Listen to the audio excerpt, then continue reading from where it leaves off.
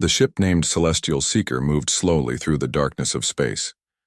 Inside, 12 aliens from different worlds worked at their stations. They were on a mission to find new life in this part of the galaxy.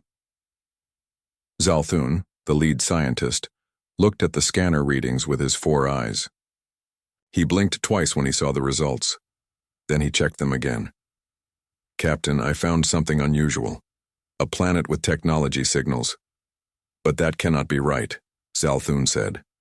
Captain Venra glided across the bridge on her 6 thin legs. "What seems to be the problem?" "This planet. It is a Class 5 death world. Nothing smart should live there," Zalthun explained. He pointed at the blue and green planet on the screen. Class 5 death world. The words made everyone on the bridge stop and look. In the great map of the galaxy, planets were rated from 1 to 5. Class 1 planets were gentle and calm, perfect for life to grow. Class 5 planets were the opposite, full of dangers, extreme weather, high gravity, and countless ways to die. "Are you certain of this classification?" Captain Venra asked. "The planet has high gravity, strong radiation from its sun, extreme temperature changes, thousands of dangerous animals, disease-causing microbes, and regular natural disasters. It is definitely a Class 5, Zalthun confirmed. Dr. Varaxi, the medical officer, joined them at the screen. Her skin changed from blue to a worried purple. "And you detected technology?" "Yes. Radio waves, satellites, and energy use patterns. Someone down there is not only surviving but building a civilization," Zalthun said. The aliens looked at each other with concern. The Galactic Council rules were clear. Any new intelligent species must be welcomed and offered membership, but no one had ever found intelligent life on a Class 5 death world before. "We must contact them," Captain Venra decided. "Send the standard greeting message." On Earth, at the International Space Agency headquarters, alarm bells rang as computers detected an unknown signal from space. Workers rushed to their stations as the message was decoded. Captain Daniel Wright was eating lunch when his phone buzzed. He answered it and nearly choked on his sandwich. "I'll be right there," he said. 10 minutes later, Daniel stood in the control room staring at the message on the big screen. "We have confirmed this is not from Earth. It's an alien message," said Olivia Martinez, the lead scientist. Her dark eyes were wide with excitement behind her glasses. The message was simple. "Greetings from the Galactic Council. We come in peace and wish to establish contact." "We're not alone," Daniel whispered. Humanity had wondered about this question for centuries. Now they had their answer. The next week was filled with careful messages back and forth. The aliens seemed surprised by every answer humans gave them. Finally, the Celestial Seeker asked permission to enter Earth orbit and send down a small team. World leaders argued but finally agreed. The meeting place would be a field near the Space Agency headquarters. Security would be tight but friendly. On the day of landing, Daniel stood beside Olivia and General Peter Garcia. They watched as a small ship broke through the clouds and gently touched down on the grass. The door opened with a soft hiss. The aliens wore special suits to protect them from Earth's air. They moved carefully as if the ground might hurt them. 3 different species came out. Zalthun was tall and thin with 4 arms and blue skin. Dr. Varaxi looked almost like a human-sized colorful frog. Ambassador Krilltak resembled a furry spider with intelligent eyes. "Welcome to Earth," Daniel said, stepping forward. Ambassador Krilltak bowed slightly. "We thank you for your welcome, though we are amazed you survive here." Daniel looked confused. "What do you mean?" "This planet. It is what we call a death world. The gravity here presses on our bodies painfully. Your air would poison us. Your weather patterns are extreme. Your wildlife is dangerous. Even your plants can kill. Yet you live here as if it is normal." The ambassador explained. Olivia exchanged looks with Daniel. "This is just home to us." Dr. Varaxi moved forward with a device in her hands. "With your permission, we would like to learn more about your species. How you survive here is of great scientific interest." General Garcia nodded. We have medical facilities ready for safe examinations. Inside the prepared lab, Dr. Varaxi studied the results with growing shock. Olivia watched as the alien doctor compared human data to galactic standards. Your bones and muscles are incredibly dense. Your immune system attacks foreign bodies with remarkable aggression. Your ability to process toxins is extraordinary, and your endurance. Dr. Varaxi's skin changed colors rapidly as she spoke. You can continue functioning even with injuries that would kill most species. Olivia shrugged. We're actually quite fragile compared to many Earth animals. This statement made Dr. Varaxi step back. There are more resilient creatures here? Bears, cockroaches, tardigrades. Many creatures can survive things humans can't, Olivia explained. That evening, the aliens requested a secure call with their ship. The council needed to discuss this unexpected situation. Humans from a death world presented a problem. They were stronger, more durable, and possibly more dangerous than most council species. But the council's founding principle was inclusion of all intelligent life. Ambassador Kriltok returned to the meeting room where Daniel waited. The council has decided. We would like to invite Earth to join the galactic community, with certain safety protocols. Safety protocols? Daniel asked. Yes. Many species will find humans intimidating. Your natural abilities on their worlds would be like superpowers. You would need to be careful not to hurt others accidentally, Kriltok explained. Daniel thought about this. Humans had always seen themselves as vulnerable in their imagined stories about aliens. The idea that they were the tough ones was surprising. There is much we can learn from each other, Ambassador Kriltok continued. Would your leaders be willing to send representatives to our central station? I believe they would, Daniel replied. As the sun set over the landing site, humans and aliens continued talking. Neither group knew that this meeting was just the beginning. Humanity was about to step onto a much larger stage, carrying with them the strength and resilience forged on their death world home. And not everyone in the galaxy would welcome these hardy newcomers.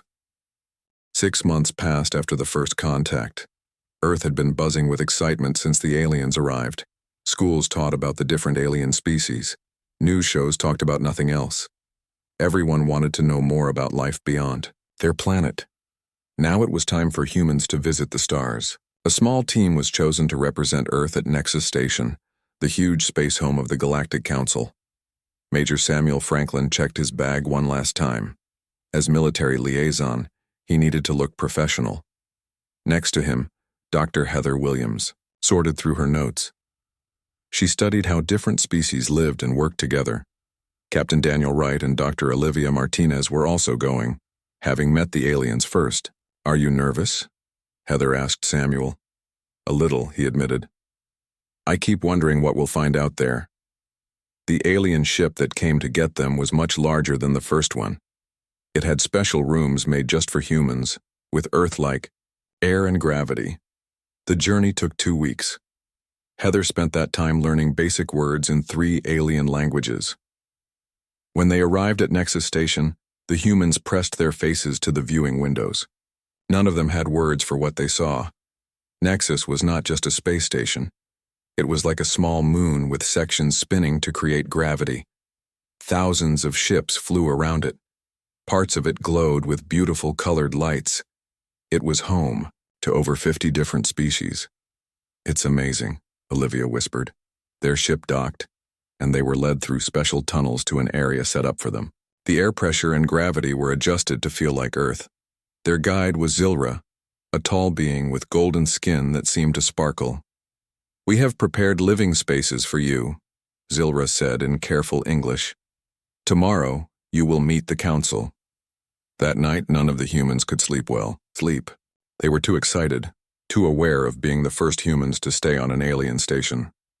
The next day, they dressed in their formal clothes and followed Zilra to the council chamber. It was a huge room with seats for many different types of bodies. Some seats were in water tanks. Others floated in the air. Some were heated or cooled for different species' needs. The humans felt many eyes watching them as they walked to their places. Some looks seemed curious. Others seemed worried. Elder Paxlon, the head of the council, spoke first. We welcome our new friends from Earth. Today begins a new chapter in galactic history. Samuel noticed how some council members moved away slightly when the humans walked past. He whispered to Daniel, "They're afraid of us." Daniel nodded. I noticed that too. After the formal welcome, the humans were taken on a tour of public areas. They learned that most parts of the station had lower gravity than Earth. When they entered a garden area, they accidentally jumped too high and almost hit the ceiling. "Please be careful," Silra said. "Your muscles are much stronger in our standard gravity." Heather was fascinated. So most species evolved on worlds with less gravity than Earth? Yes, Zilra explained. Most intelligent species come from gentle worlds with stable climates and few dangers. That is why your world is so unusual. We call planets like yours Deathworlds because they are so harsh. Over the next few days, the humans learned more about their place in the galaxy. Heather spent hours with Zilra in the station's history center. There are very few species from worlds like yours, Zilra told her. Most life on harsh planets never develops intelligence. The daily struggle to survive takes too much energy. But humans did, Heather said. Yes, and that makes you unique. Many council species find this concerning. Samuel was in a different part of the station, meeting with security teams. He noticed how carefully they explained their weapons. These are set to stun most species, an officer named Grex told him. But we had to create a special setting for humans. Your nervous systems are remarkably resistant. Samuel frowned. Are we really that different? You are indeed, Grex said. A human can break bones that would shatter most council species. You can survive radiation levels that would kill others. Your bodies fight disease in ways we find aggressive. And your endurance is frightening. Frightening? Samuel repeated. Yes. Most species cannot understand how you run for pleasure. The idea of a marathon seems like torture to them. Later, Samuel shared this information with the others. Daniel was not surprised. I've been reading the station medical reports. Did you know that what we consider room temperature would kill some species? And our normal air would be toxic to almost half the council. No wonder they're nervous around us, Olivia said. We're like space monsters to them. On their 5th day at the station, Samuel found something concerning. He was reviewing public council reports when he noticed mentions of a classified file about Earth. Using his security clearance, he discovered that some council factions worried that humans might be dangerous if given advanced technology. They think we might take over, he told the others that night. They're calling us unnaturally resilient and potentially aggressive. That's not fair, Heather said. We came in peace. Before they could discuss it further, alarms began to sound throughout the station. Red lights flashed in the corridors. Warning. Life support failure in Sector 7. All residents evacuate immediately, a voice announced in several languages. The humans rushed out to help. They found chaos in the main corridor. Many aliens were moving slowly or collapsing as the temperature dropped and air pressure changed. What's happening? Daniel asked a security officer who was struggling to stand. Attack! Someone damaged. Life support, the officer gasped. The humans looked at each other. The changing conditions were uncomfortable for them, but not dangerous. Not yet. We need to help get people to safety, Daniel decided. Sam, find out what happened. Heather and Olivia, help me carry those who can't walk. As the station emergency grew worse, the humans moved through areas that other species couldn't enter. They carried injured aliens to safety. Samuel worked with engineers to bypass damaged systems. The humans kept going long after most station. Security teams had to retreat. Hours later, when the crisis was finally over, the council leaders looked at the humans with new eyes. The Earth team had saved hundreds of lives by working in conditions that would have killed most species. Perhaps these Deathworlders are not just dangerous, Elder Paxlon said quietly to an advisor. Perhaps they are exactly what the galaxy needs. But in a distant section of the station, a group of figures watched recordings of the humans in action. They did not seem pleased. The Earth creatures proved even more resilient than we feared, one said. Then we must move to the next, phase of our plan, another replied. The Deathworlders cannot be allowed to spread. The day after the attack, the human team was called to a special meeting with council leaders. Elder Paxilon looked tired, with his skin a paler shade of green than normal. We have discovered who damaged our life support systems, he said. They belong to a group called the Dominion. Who are they? Daniel asked. The Dominion believes some species are better than others. They think the galaxy should be ruled by those with the purest genetic lines, explained Council Security Director. Friend Heather frowned. They sound dangerous. They are. And they seem very concerned about humans, Friend said. Our investigation found messages calling Earth a threat to galactic order. Samuel leaned forward. So they attacked the station because we were here? Yes. They hoped to show how dangerous humans are. Instead, you proved yourselves helpful, Elder Paxilon said. But this creates a problem. The Council has voted to place Earth under protective quarantine until we resolve this threat. Quarantine, Olivia repeated. You mean Earth is cut off? For its safety, yes. No ships will be allowed to visit until we capture the Dominion leaders, Vren explained. The humans exchanged worried looks. They knew what this really meant. Earth was being isolated, with no way to get help if needed. After the meeting, they gathered in their quarters to talk. This is not just about protection, Samuel said. Some council members wanted an excuse to contain us. The attack gave them that excuse. We need to learn more about the Dominion, Daniel decided, and we need to prove humans aren't a threat. Olivia had been invited to work with alien scientists studying human biology. The next day, she joined them in their lab. The lead scientist, Dr. Nix, was fascinated by human cells. Your DNA adapts faster than any species we have studied, Dr. Nix said, waving his tentacles with excitement. It shows signs of rapid changes over short periods. Earth's history includes many climate shifts and disasters, Olivia explained. Species that couldn't adapt quickly died out. Fascinating. Most worlds with intelligent life had stable conditions for millions of years. Your planet forced you to change constantly. As they worked, Olivia noticed that Dr. Nix was comparing human DNA to other samples labeled predecessor species. Who are the predecessors? She asked. Dr. Nix went very still. Where did you see that term? On your data screen, Olivia pointed. It is nothing important. Just an old research project, Dr. Nix said quickly, changing the screen. But Olivia could tell he was hiding something. Meanwhile, Heather continued working with Zilra in the History Center. She was learning about how different species joined the Council over thousands of years. I noticed something strange, Heather said. The records show gaps where information seems to be missing. Zilra looked nervous. Some records are restricted. But why? Isn't history supposed to be open to study? Not all history is comfortable, Zilra whispered. Some events are better forgotten. That evening, Samuel was in the exercise area, running on a treadmill. Since station gravity was lighter than Earth's, he had to set the machine to a steep uphill to get a good workout. A few aliens watched him with a mixture of fear and amazement. One of them approached after Samuel finished. He was covered in gray, fur with a face that reminded Samuel of a wolf. You run very well for someone not being chased, he said. Samuel laughed. Humans run for exercise and fun. So I see. My name is Zakor. I am Vargar. He extended a clawed hand which Samuel shook carefully. We Vargar come from what your people would call a moderate death world. Not as harsh as Earth, but not gentle either.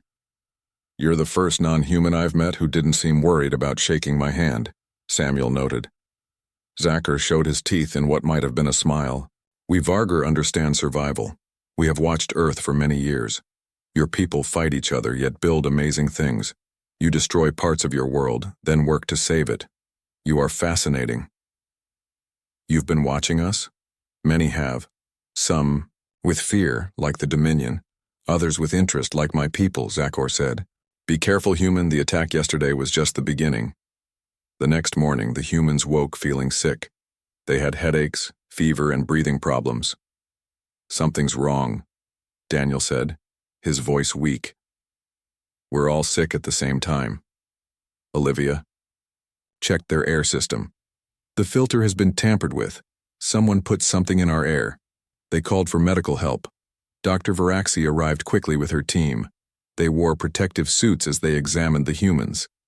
You have been exposed to a manufactured pathogen, Dr. Varaxi said. It was designed to target your specific biology. Someone tried to kill us? Heather asked. Yes. But your immune systems are fighting it better than expected. For most species, this would be deadly within hours. The humans were moved to the medical center for treatment. As they recovered, Dr. Varaxi made a disturbing discovery. The pathogen has mutated. It is now spreading to other species, she explained. It causes mild sickness in humans but is deadly to many council races. 3 staff members who treated you have died. This is terrible, Daniel said. Can you stop it? We are trying. But your blood contains antibodies that might help create a treatment. The humans immediately offered their blood for research. While Dr. Varaxi worked on a cure, news spread through the station about the outbreak. Many believed the humans had brought the disease on purpose. Council Security Director Vren visited them in isolation. This looks bad for you, he said. The Dominion is claiming humans are biological weapons. That's not true, Olivia protested. We were the targets. I believe you, but many do not. And now the Council is debating whether humans should be allowed in the galaxy at all. As they recovered, Daniel and Heather used their isolation time to search station records from their medical room terminals. They found references to another species that had evolved on a harsh world. Look at this, Daniel said.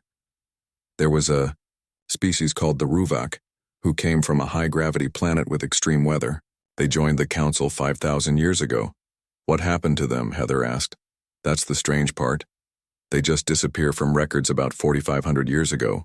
No explanation. Later that day, Dr. Varaxi returned with good news. Using human antibodies, she had created a treatment for the disease. But the political damage was done. Many Council species now feared humans even more. As the humans recovered, Samuel received a message from Zakor. Meet me tonight. I have information about the predecessors and why the Dominion fears Deathworlders. Samuel showed the message to the others.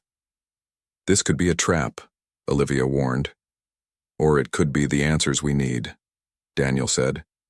We need to know why some people in this galaxy want us gone so badly.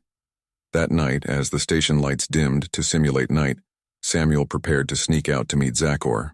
What he would learn might change everything they understood about their place in the galaxy. And back on quarantined Earth, governments were growing worried about the silence from their delegation. Plans were being made.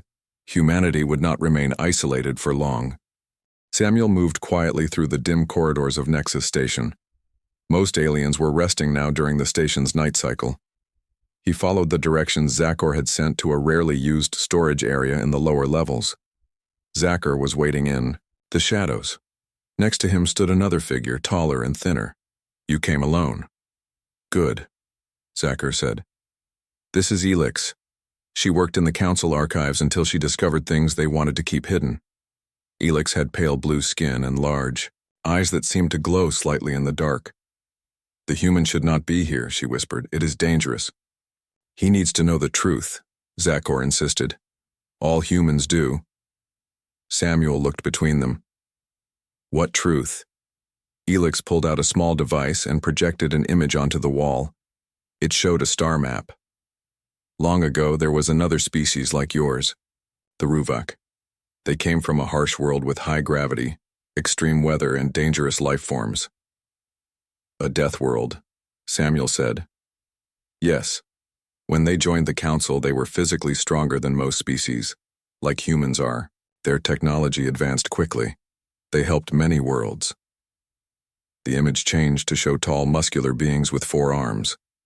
The Ruvak became protectors of younger species. But as those species grew, some began to fear the Ruvak's natural advantages. What happened to them? Samuel asked. Zakor growled softly. They were betrayed. A group formed in secret, believing that Deathworld species were a threat to the natural order. They called themselves the First Dominion. Elix continued. The Dominion spread lies about the Ruvak. They claimed Deathworlders would take over the galaxy. Then they released a weapon, an engineered virus that targeted only Ruvak biology. Samuel felt cold. Like the pathogen that infected us. Yes, almost the same method, Zakor confirmed. The Ruvak did not die easily. They fought. But in the end, most were gone. The survivors fled beyond known space. And then the Council erased them from history, Elix said. Records were changed. Younger species never learned about the Ruvak. The Council wanted to forget their shame.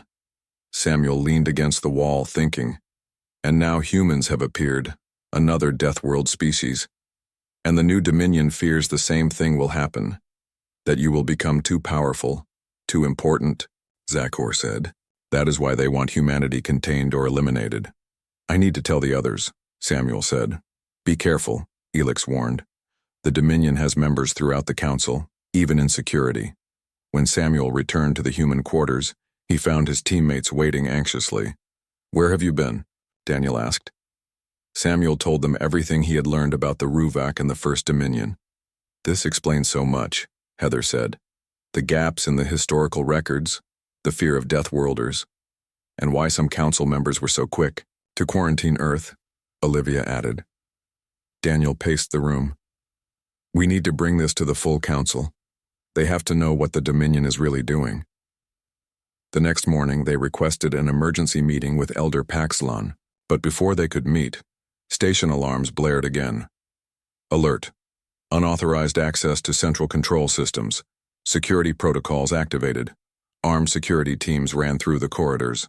Screens throughout the station showed Elder Paxlon's face.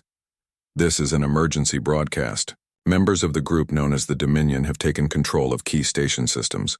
All residents should proceed to secure areas immediately. The human quarters locked down automatically. They were trapped inside. We have to get out, Daniel said. If the Dominion takes over the station, we'll be the first ones they come for. Olivia examined the air vent in the ceiling. This leads to the maintenance shafts. We could use these to move around. The air system might have low oxygen levels, Heather warned. Samuel smiled grimly. For most species, yes. But we're Deathworlders. We can handle it better than they expect. They climbed into the narrow shafts and began crawling through the, station's maintenance system. The air was thin, making their heads hurt, but they kept moving. Meanwhile, throughout the station, chaos spread. The Dominion forces had prepared carefully. They targeted life support, gravity controls, and communications. For many alien species, these changing conditions were quickly disabling. The humans emerged in a service area near the medical center. Dr. Varaxi was there, trying to keep patients alive as systems failed. The humans, she exclaimed when she saw them. How did you get here? Through the maintenance shafts, Daniel explained. Dr. Varaxi's skin changed to a surprised purple. But those areas have reduced oxygen and high radiation levels. We noticed, Heather said, rubbing her aching head. But we managed. Can you tell us what's happening? Olivia asked. Dr. Varaxi explained that Dominion forces had been planning this attack for months. They waited until after the pathogen incident.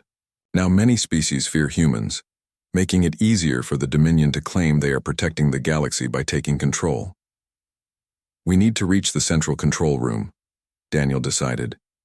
If we can access the main systems, we might be able to help. The path there will be dangerous, Dr. Varaxi warned. They have deactivated gravity in sections, released toxic gas in others, and increased radiation levels in the main corridors. The humans looked at each other. These conditions would kill most aliens quickly. For humans, they would be dangerous but potentially survivable for short periods. We can make it, Samuel said. Our biology is adapted for survival under stress. Dr. Varaxi studied them. Perhaps this is why Deathworlders are feared, and why they are needed. They gathered what protective equipment they could find. Breathing, masks, radiation shields, and communication devices. Then they set out through the increasingly dangerous station. In sections with no gravity, they pushed off walls, using their Earth-trained muscles to control their movements better than most species could. Where radiation was high, they moved quickly, minimizing exposure. Through it all, they kept going. They found Zakor fighting against Dominion forces near the central control area. He was wounded but still standing. "The Deathworlders," he growled, with what seemed like a smile. "I knew you would not hide." Together, they forced their way into the control center.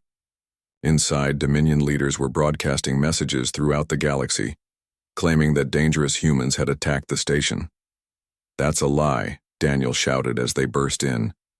The lead Dominion member, a tall being with silver skin, turned to face them. "Humans. Of course you survived. Deathworlders always do, until they are properly eliminated." "Like you tried to eliminate the Ruvak?" Samuel asked. "We know the truth now," the Dominion leader laughed. "It does not matter. The Council races already fear you. Soon all worlds will agree that humanity must be contained." As they faced off against the Dominion forces, station systems continued to fail around them. And, outside the station, unnoticed by either side, a small fleet of ships dropped out of faster-than-light travel. On their sides was painted the flag of Earth. Alarms blared as the Earth ships approached Nexus Station. On the station's bridge, the Dominion leader looked at the screens with anger. "Humans were not supposed to have ships that could reach us," he said. "The quarantine should have prevented this." In the control room, Daniel and his team saw the Earth ships on the monitors. Hope filled their hearts. "That's the Phoenix," Daniel said, pointing to the lead ship.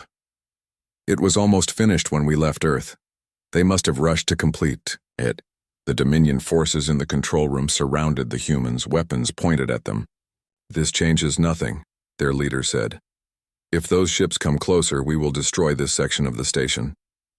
Samuel looked at Zakor, who nodded slightly. In that moment, they both moved. Samuel tackled the nearest guard while Zakor leaped at another. The room erupted in chaos. Heather and Olivia dove for cover. Daniel made it to a control panel and managed to open a communication channel. "Phoenix, this is Captain Wright. The station is under attack by a group called the Dominion. They've taken control of life support and defensive systems," a familiar voice answered. "Captain Wright, this is Admiral Garcia. We received your emergency signal. Hold on, we're coming to help." The Dominion leader fired a weapon at Daniel, but Samuel pushed him out of the way. The blast hit Samuel in the shoulder, knocking him down. "Samuel!" Heather called out, rushing to his side. Meanwhile, Olivia had reached another control panel. Using what she had learned from the alien scientists, she began working to restore system access. "I think I can override their control," she said, "but I need time." Outside the station, the Earth ships split into 3 groups. The Phoenix led the main group toward the docking area. The other ships positioned themselves at key points around the station. Inside, the battle for the control room continued. Despite his injury, Samuel was back on his feet. Humans and their Vargar ally fought with determination born from harsh worlds. "You Deathworlders are stubborn," the Dominion leader spat. "But you cannot win. Even now, our ships approach. The Council will see that only we can protect the galaxy from your kind." As if to prove his point, new alarms sounded. A fleet of ships bearing Dominion markings emerged from faster-than-light travel. But then something unexpected happened. More ships appeared, these bearing the marks of the Vargar and several other species. Zakor laughed through his bloodied, "You thought only your allies would come? While you planned to destroy the humans, I contacted every moderate Deathworld species in the sector. We remember the Ruvak. We will not let history repeat." On the communication channels, voices from many worlds declared support for the humans in opposition to the Dominion. The Dominion forces in the control room realized they were losing. Their leader made one final attempt, activating a hidden device. "If we cannot rule the station, no one will," he threatened. "This will overload the core systems. You have 10 minutes before Nexus destroys itself." Before anyone could stop him, he and his remaining guards escaped through a hidden exit. "We need to stop that overload," Daniel said. Olivia was still at the control panel. "I can't. It's locked with some kind of ancient code I don't recognize." Suddenly, Elix appeared in the doorway. "I know those codes. They're from the time of the Ruvak." As Elix worked to stop the overload, Earth troops led by Admiral Garcia reached the control room. "Captain Wright, Dr. Williams, are you all right?" the Admiral asked, rushing to them. "We're alive," Daniel said. "But the station is in danger." Elix looked up from the panel. "The override is stopped, but many systems are still failing. The station core needs to be reset manually." "Where is the core?" Samuel asked, holding his injured shoulder. "In the center of the station. But the way there is now exposed to space. No one could survive the journey," Elix said. Daniel and Samuel exchanged looks. "We can try," Daniel said. "We're Deathworlders." "You would die," Zacher said. "Maybe. But we have to try," Samuel replied. They found spacesuits designed for emergency repairs. Even with the suits, the journey would be dangerous: extreme cold, radiation, and the risk of micrometeorites. "I'm coming too," Olivia said. "No," Daniel told her. "If we fail, you and Heather need to tell Earth what happened here." As Daniel and Samuel prepared for their dangerous mission, the Dominion ships engaged in battle with the Earth, Vargur, and other allied vessels. The space around Nexus lit up with weapons fire. The two men made their way through increasingly damaged sections of the station. Parts had no air. Other parts had dangerous radiation. They kept going, their Deathworlder bodies pushing through pain and exhaustion. Finally, they reached the core, a massive chamber with a glowing blue center. The room was partly exposed to space, with emergency force fields barely holding in what little atmosphere remained. "The reset controls are over there," Daniel said, pointing to a panel on the far side of the room. They moved carefully across the damaged floor. Their suit temperature warnings flashed as the extreme cold of space penetrated. Warning alarms told them radiation was rising to dangerous levels. Samuel reached the panel first. His hands were shaking from cold and pain, but he began the reset sequence. "It's asking for authentication," he said. The communication system in their helmets crackled. It was Elix's voice. "Use this code, Ruvak Prime Restoration." Samuel entered it. The core began to pulse with light. "It's working," Daniel said. "But the system says we need to manually restart each sector from here.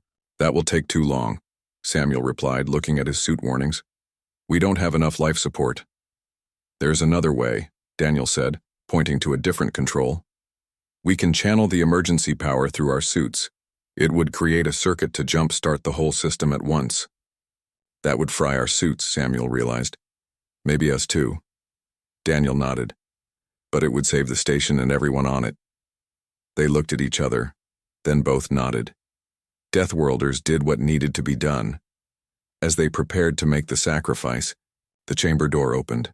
Zacher stood there with two other Vargur. "Move aside, humans," he growled. "This is not just your fight." Together, the humans and Vargur connected their suits to the system. The power surged through them. Pain shot through their bodies, but they held on. Throughout the station, systems came back online. Life support stabilized. Communications restored. In the control room, Heather and Olivia watched as the station returned to normal. On the screens, they saw the Dominion fleet retreating as more Allied ships arrived. "They did it," Heather whispered. Hours later, in the medical center, Daniel and Samuel woke up. They were injured but alive. Their Deathworlder bodies had endured what should have killed them. Council Elder Paxlon himself came to see them. "You have saved Nexus Station," he said, "and perhaps the Council itself." In the days that followed, the truth about the Ruvak and the Dominion's plot was revealed to all Council species. Earth's quarantine was lifted. Representatives from various worlds came forward with their own stories of being marginalized for. Coming from harsher planets, a new understanding began to grow in the galaxy. Deathworlders were not to be feared but valued for their strength and resilience. As Daniel stood at a viewing window, watching Earth ships dock at the station, Heather joined him. "What happens now?"